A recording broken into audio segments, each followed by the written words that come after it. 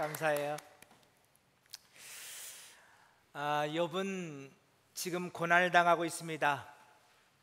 동방에서 제일 가는 부자였는데 그 많은 재산을 다 잃었고요. 10명이나 되는 자녀들이 있었는데 한순간 저 들판에서 돌풍이 불어와 그 자녀들이 있는 집을 덮쳤고 한순간에 10명이나 되는 자녀들을 다 잃었습니다.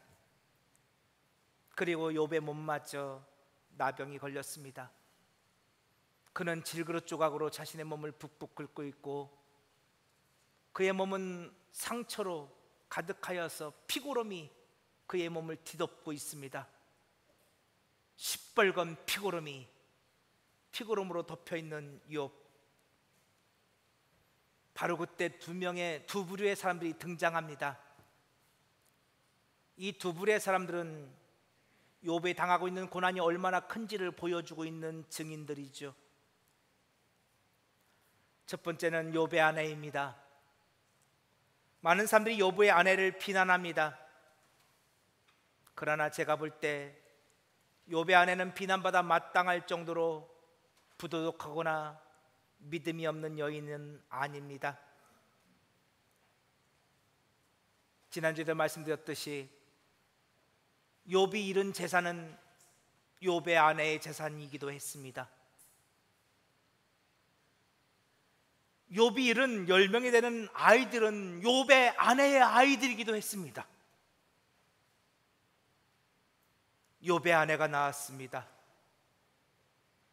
욥의 아내가 젖을 먹여 키웠습니다. 욥의 아내가 기저귀를 빨았고요. 욥의 아내가 그 아이들의 옷을 빨아 입혔습니다. 금이야 옥이야 아이들을 돌본 건 욥의 아내였습니다.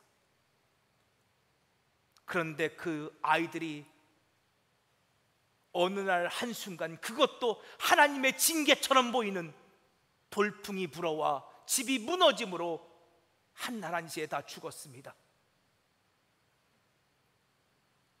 여러분 같았으면 가만히 있었겠습니까? 만일 여러분이었으면 하나님을 원망하지 않았겠습니까? 아니요. 저 같았으면 욥의 잃은 재산 중에 1000분의 1, 10,000분의 1만큼이라도 잃었더라도 저는 원망했을 겁니다. 10명이 아니라 1명의 아이를 잃었다 할지라도, 아니, 아직 그 아이를 잃지 않고 그 아이가 어떤 병에 걸렸다 할지라도 저는 하나님을 원망했을 겁니다. 그런데 욥의 아내는 하나님을 원망하지 않았습니다. 그랬던 욥의 아내가 분노를 쏟아냅니다. 질그릇 조각으로 자신의 몸을 북북 끓면서 자해하고 있는 욥을 바라보며 피투성이로 고통하고 있는 욥을 바라보며 욥의 아내가 분노를 폭발시킵니다. 근데 잘 보세요. 지금 이 분노가 욥을 향한 분노인 것 같습니까? 아니면 하나님을 향한 분노인 것 같습니까?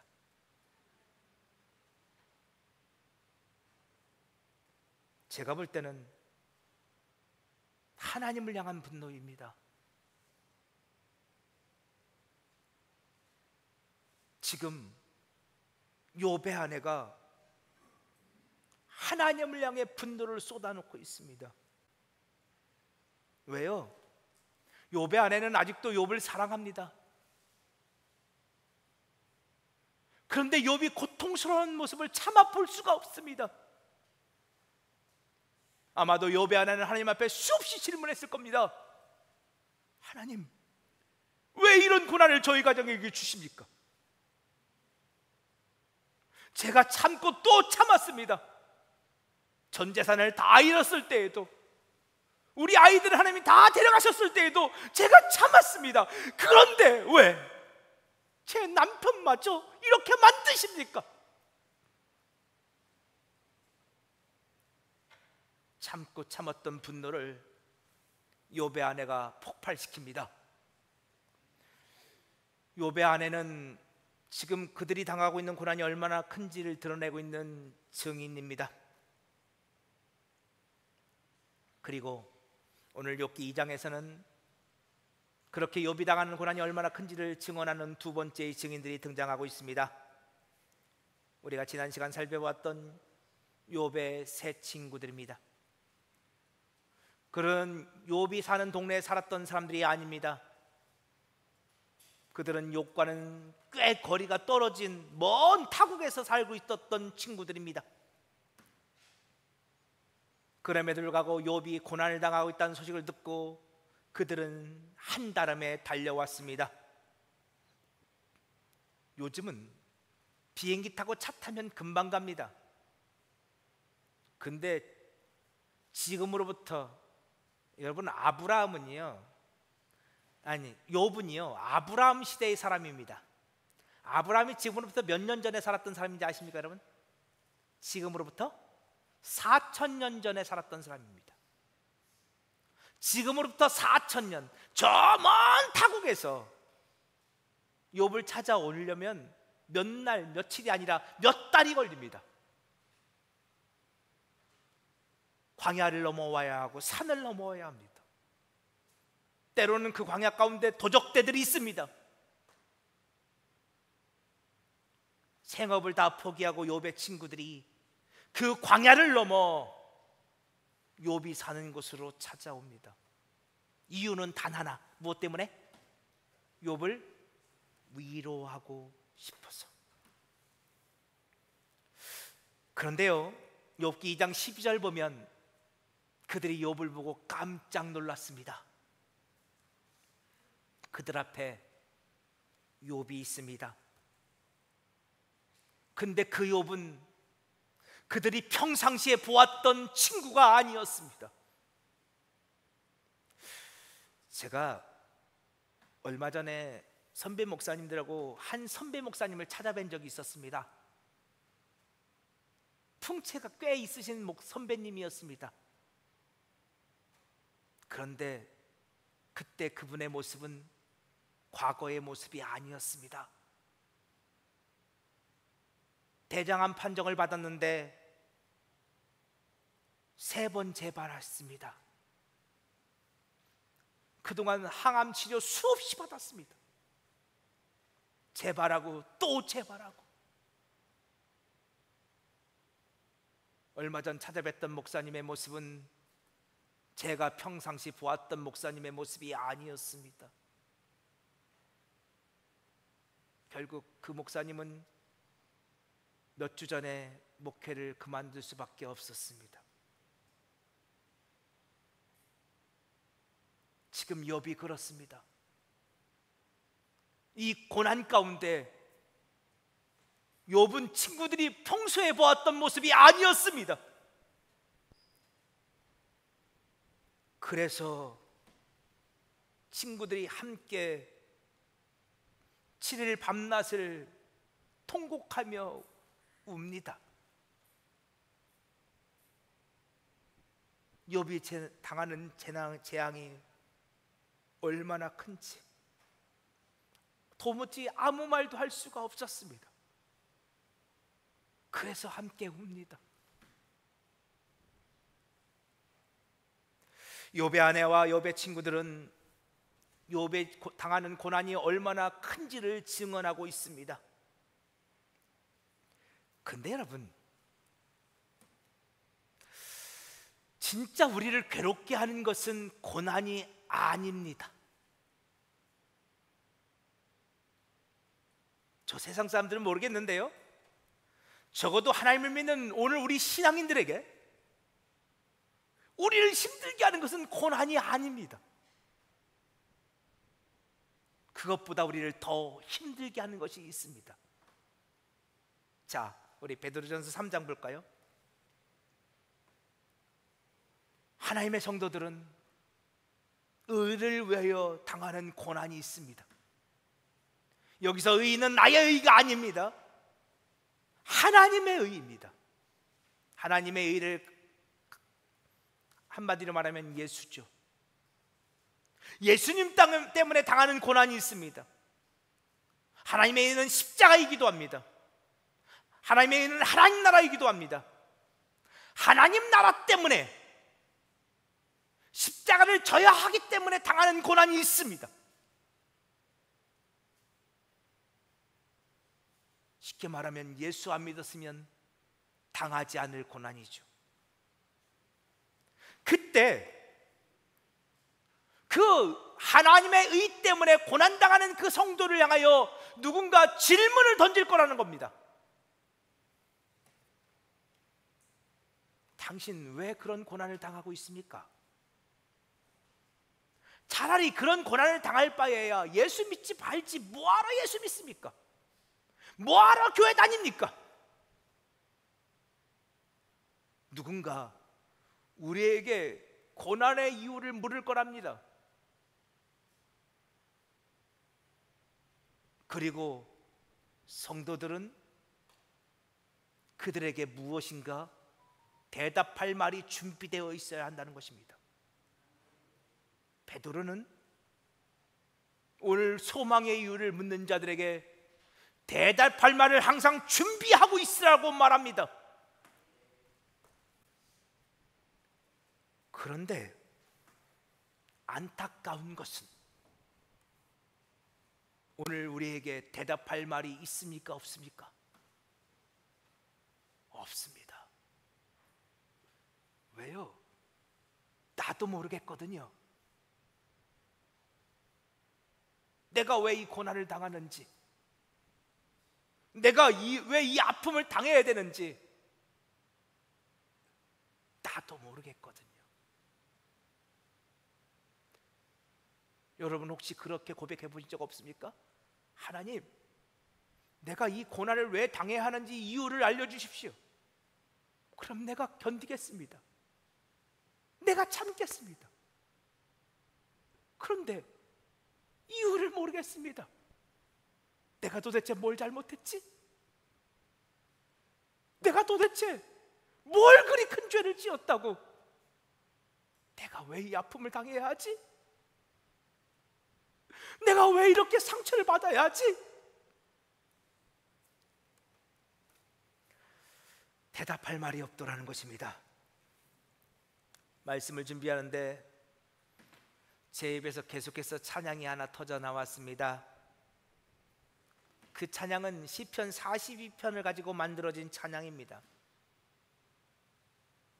먼저 여러분과 시편 42편을 잠깐 나누겠습니다.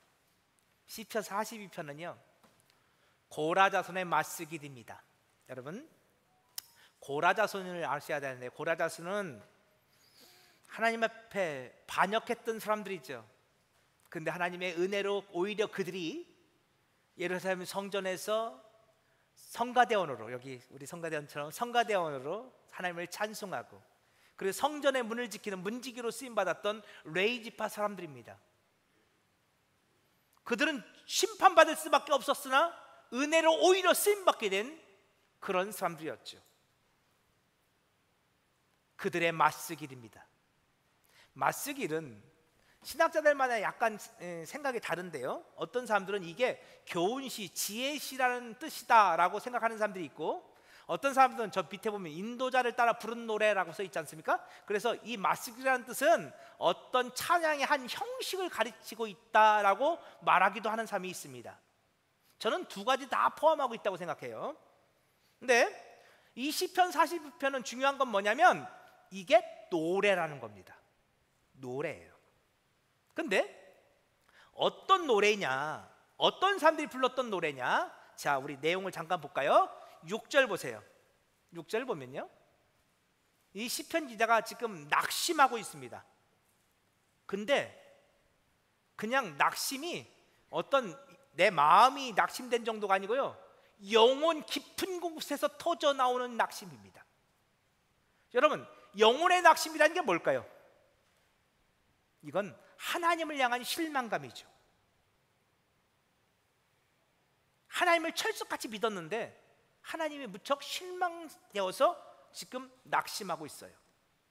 그럼 시편 기자의 상황이 어떠냐? 여러분 이해하기 쉽도록 7절은 제가 쉬운 성경을 갖고 왔어요. 7절 보면요, 그런 말이에요. 여러분 혹시 TV나 아니면 매체에서 큰 나이아가라 폭포, 이런 이구아수 폭포 이런 거 보셨어요? 어마어마한 폭포가 있지 않습니까? 그럼 저 높은 곳에서 물이 아래로 떨어집니다. 그러면 물이 떨어지면서 물이 땅에 부딪히면서 산산조각이 나죠. 그러면서 굉음이 발생합니다. 지금 시편 기자에게 고난이 왔는데 얼마나 그 고난이 큰지 저 폭포에서 물이 떨어져서 물이 부서지는 것처럼 시편 기자의 마음이 산산이 부서졌습니다. 그리고 시편 기자 입에서 마치 폭포에서 물이 떨어져서 막 굉음이 나는 것처럼 지금 입에서 탄식 소리가, 신음 소리가 막 너무도 고통스러운 소리가 입에서 막 그냥 끙끙거리는 소리가 나옵니다. 얼마나 아픈지. 여러분 그래 보셨어요? 너무너무 아파서 입에서 탄식 소리가, 너무 아파서 비명 소리가 나옵니다. 근데 시편 기자를 더 어렵게 하는 것은 따로 있습니다. 나는 이렇게 힘든데 하나님이 버리신 것 같아요. 나를 어찌하여 나를 잊으셨습니까?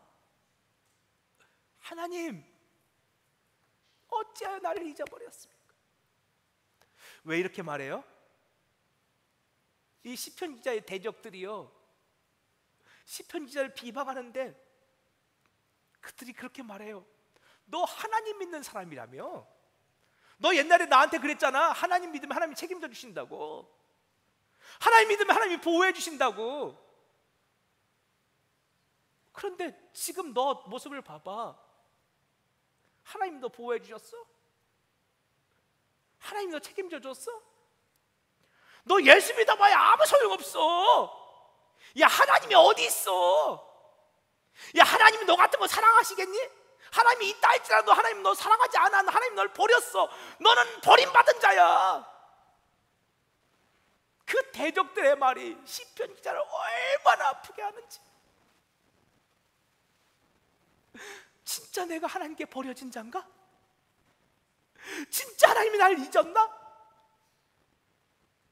그래서 내가 이렇게 고통받고 있는데 하나님이 침묵하고 계시는 건가? 여러분, 진짜 시편 기자가 힘든 것은 고난 때문이 아니에요. 이 고난 속에서 침묵하시는 하나님 때문이에요.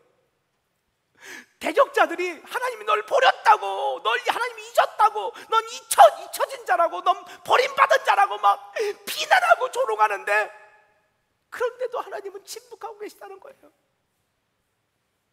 내 안에서 그들의 말이 맞는 것처럼 들려져요. 맞아, 난 버림받은 자지, 난 잊혀진 자지. 그래서 1절이요, 이 시편 기자가 목마른 사슴이 씨름을 찾아 갈급한 것처럼 하나님을 찾았어요. 여러분 2절에 보면 갈망이라는 단어가 보이시나요? 이 갈망, 이게 히브리어로 짜메인데요, 짜메는 진짜로 죽을 것 같은 목마름이 있어요. 그래서 정말로 물 한 모금, 그렇죠? 거지 나사로와 부자의 비유에서 이 부자가 음부에 가서 예수님, 저 물 한 방울만, 저 아브라함을 보내서 저 물 한 방울만 제 혀에 찍어주세요. 그 갈증을 아십니까? 그 목마름을, 그와 같은 목마름을 호소하는 게 짜매예요. 근데 지금 무엇에 대한 목마름이에요? 물질에 대한 목마름이에요? 건강에 대한 목마름이에요? 아니요, 살아계신 하나님에 대한 목마름이에요. 하나님 한 번만 보여주세요. 내가 당신 얼굴 한 번만 보면 내가 견딜게요. 한 번만 당신 음성 들려주세요. 한 번만 들려주시면 내가 견딜게요. 우리 아까 헌금송으로 무슨 찬양 부르셨죠? 이 눈에 아무 증거 아니 배워도, 네 귀에 아무 소리 아니 들려도 믿음만을 가지고 늘 거리며. 여러분, 그런데 오늘 우리가 그러기가 너무 어려워요. 우리는 하나님 앞에 어떤 고난을 당했을 때 하나님 앞에 꼭 기도해요. 하나님 한 번만 보여주세요. 한 번만 들려주세요. 한 번이면 돼요. 나 사랑한다고 말씀 좀 해주세요. 나 버리지 않았다고 말씀 좀 해주세요. 목사가 왜 이거 한다고요? 목사는 하나님과 수없이 많은 시름들이 있었는데요, 이 사랑 싸움이었어요. 정말 하나님 날 사랑하나? 하나님이 정말 나와 함께 하시나? 저는 도무지 믿을 수가 없었거든요. 그때 제가 했던 정말 기도가 바로 이거였어요. 하나님, 많이 안 바래요. 한 번만 보여주세요. 많이 안 바래요. 보여주지 못하시겠거든. 한 번만 들려주세요. 그럼 제가 믿을게요. 지금 이 시편 기자는 살아계신 하나님에 대해서 목말라 하고 있습니다. 너무너무 고통스러워하고 있어요. 바로 그때였습니다. 저 멀리서 하나님의 음성이 들려오기 시작합니다. 자, 우리 시편 42편 5절 우리 같이 한번 읽어볼까요? 시작. 내 영혼아, 내가 어찌하여 낙심하며 어찌하여 내 속에서 불안해하는가? 너는 하나님께 소망을 두라. 그가 나타나 도우심으로 말미암아 내가 여전히 찬송하리로다. 아멘. 시편 42편은 노래입니다. 고라자손들, 성전에서 찬송하는 사람들과 그리고 성전을 향해 예배하는 이스라엘 백성들, 회중들이 만나서 함께 불렀던 노래입니다. 특별히 이 노래는 교창이라 해요. 그래서 이 레인들과 회중들이 주고받는 노래예요. 그래서 저는 오늘 여러분과 함께 이 시편 42편을 가지고 지어진 찬송을 하나 함께 주고받으며 한번 노래하기를 원해요. 근데 여러분들 이 찬양 아시는지 모르겠어요. 우리 빨간 부분, 우리 반유자 권사님, 우리 빨간 부분 있잖아요. 후렴 부분. 우리 한번 같이 한번 연습 한번 해보는 거예요. 지금 연습. 우리 한번 같이 한번 부르겠습니다.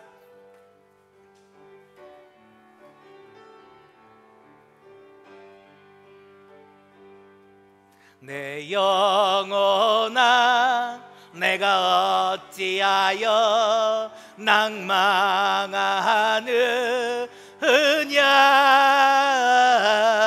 내가 어찌하여 불안하는고? 너는 너의 하나님을 바라라. 내 얼굴을 도우시는 내 하나님을, 살아계시는 내 하나님을, 너는 너의 하나님을 바라라. 자, 이제 제가 먼저 저 앞에 검은색 부분을 찬송할게요. 저거는 하나님을 찾고 있는 시편 기자들의 고백이에요. 근데 어쩌면 불평일 수도 있어요. 그렇게 내가 하나님을 찾았을 때, 아까 빨간색 우리가 함께 부른 거, 하나님의 음성이 들려오는 거예요. 내 영혼아, 네가 어찌하여 불안하고 낙심하느냐? 너는 너의 하나님에게 소망을 두라. 오늘 여러분에게 그 음성이 들려오기를 원합니다. 오늘 먼저 제가 한번 불러볼게요. 자, 처음부터 다시 쳐주세요.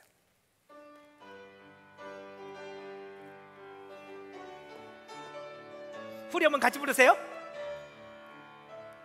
사슴이 시냇물을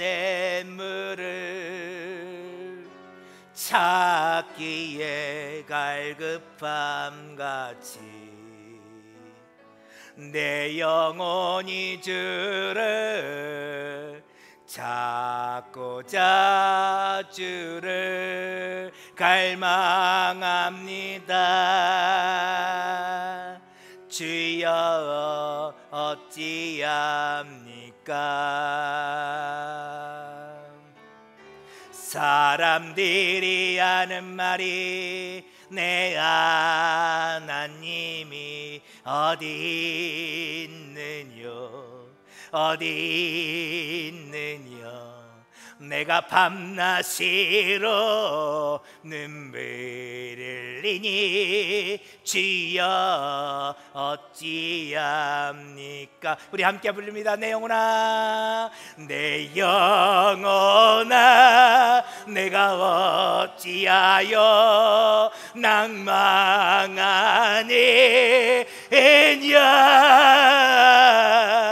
내가 어찌하여 불안하는고? 너는 너의 하나님을 바라라. 내 얼굴에 도우시는 내 하나님을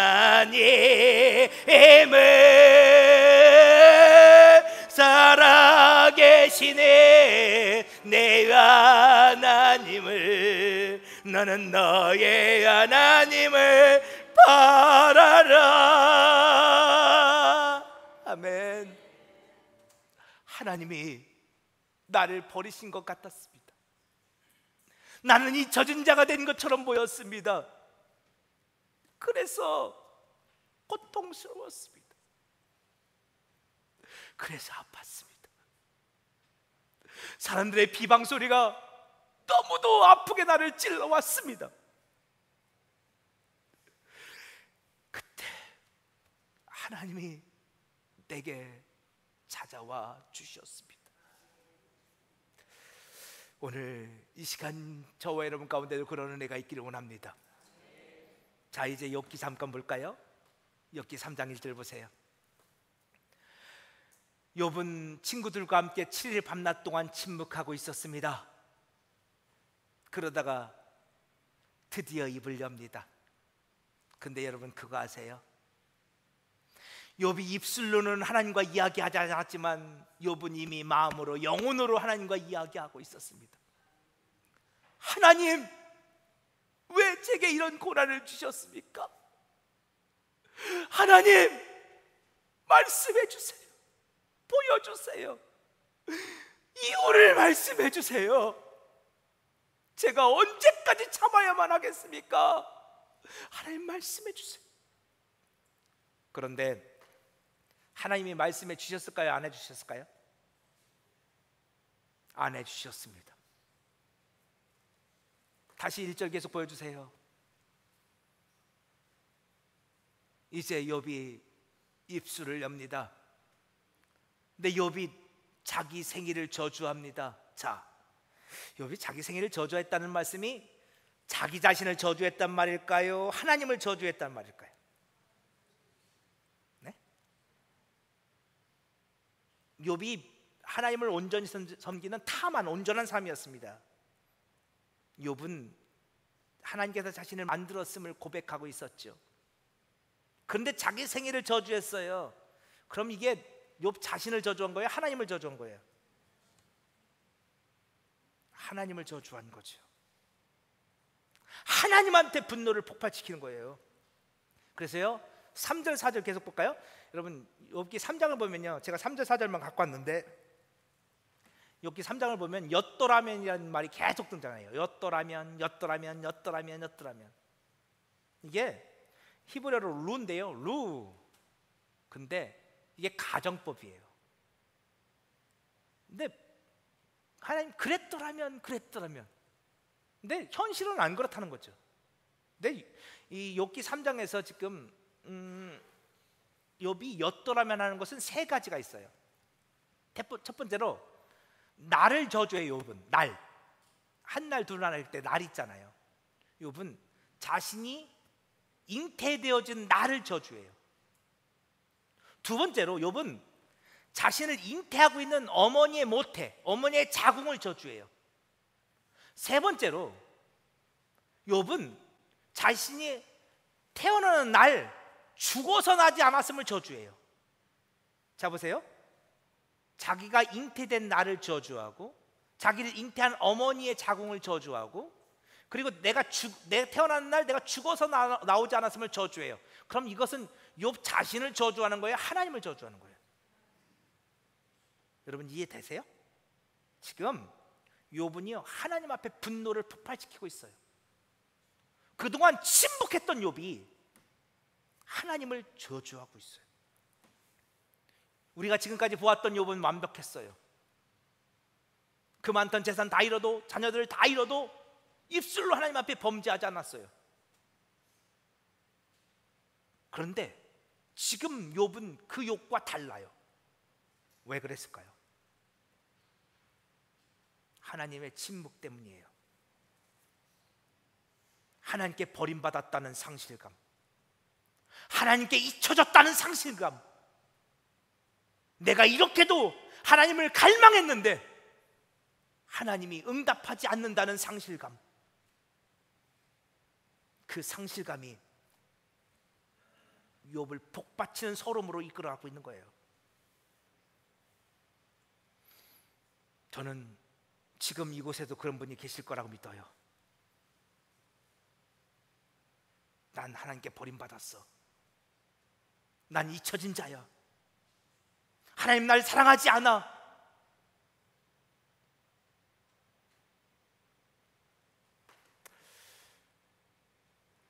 그런 분들을 저는 위로하고 싶어요. 그런데 저에게는 여러분을 위로할 힘이 없습니다. 이제 욥기를 오늘은 마무리해야 될 때가 된 것 같아요. 저는 설교를 준비하면서 욥을 찾아오셔서 회복시켰던 그 하나님이 이 김남현 목사를 찾아오셔서 하나님은 저를 버리셨군요, 하나님 저를 사랑하지 않는군요라고 수없이 질문을 던졌던 이 어리석은 김남현이를 찾아오셔서 남현아, 내가 너를 사랑한단다 말씀해 주셨던 그 하나님께서 여러분을 만나주시기를 간절히 기도하며 이 말씀을 준비했어요. 그리고 우리는 앞으로 욥기를 통해서 그 상실감에 빠져있던 그 욥을 하나님이 어떻게 회복시키는지를 보게 될 것이며, 그 속에서 여러분도 욥과 함께 회복되기를 간절히 축복해요. 오늘은 로마서 8장 말씀 함께 읽어보고 말씀을 마칠게요. 자, 로마서 8장 35절에서 37절 말씀 우리 함께 읽어봅시다. 시작. 누가 우리를 그리스도의 사랑에서 끊으리요? 환난이나 공고나 박해나 기근이나 적신이나 위험이나 칼이랴. 기록된 바 우리가 종일 주를 위하여 죽임을 당하게 되며 도살당할 양같이 여김을 받았나이다 함과 같으니라. 그러나 이 모든 일에 우리를 사랑하신 이로 말미암아 우리가 넉넉히 이기느니라. 아멘. 사도 바울은 하나님의 사람들에게 그리스도의 사랑에서 끊어진 것 같은 그런 고난이 찾아올 것이라고 말합니다. 도살장에 끌려가는 양처럼 정말로 고통 가운데 울부짖을 수밖에 없는 그런 상태에 빠질 거라고도 말하지요. 하나님이 나를 버렸어, 하나님이 나를 떠나가셨어 라고 고백할 수밖에 없는 그런 상황 가운데 있을 거라고 말합니다. 그러나 그럼에도 불구하고 사도 바울은 하나님은 여전히 우리를 사랑하신다고 가르쳐 줍니다. 오늘 우리는 그 하나님의 사랑 안에서 그 모든 아픔들을, 그 모든 상처를 딛고 일어날 것입니다. 여러분, 그것이 하나님의 일하심입니다. 저는 하나님이 왜 침묵하시는지 그 이유를 다 알지 못합니다. 지금까지 30년 가까이 목회를 해오고 있지만, 지금껏 30년 가까이 설교자로 살아왔고 수없이 성경을 읽고 또 읽지만 저는 하나님의 뜻을 다 알지는 못합니다. 아니, 거의 알지 못합니다. 그러나 제가 분명히 아는 것은 있습니다. 하나님은 저와 여러분을 사랑하십니다. 하나님 결단코 우리를 버리거나 떠나지 않으하십니다. 그 하나님이 여러분을 반드시 찾아와 주실 것입니다. 이 욥기를 통하여 버림받았다, 잊혀졌다 생각하는 분들이 계시다면 다시 하나님을 만나시는 놀라운 은혜를 경험하시기를 축복합니다.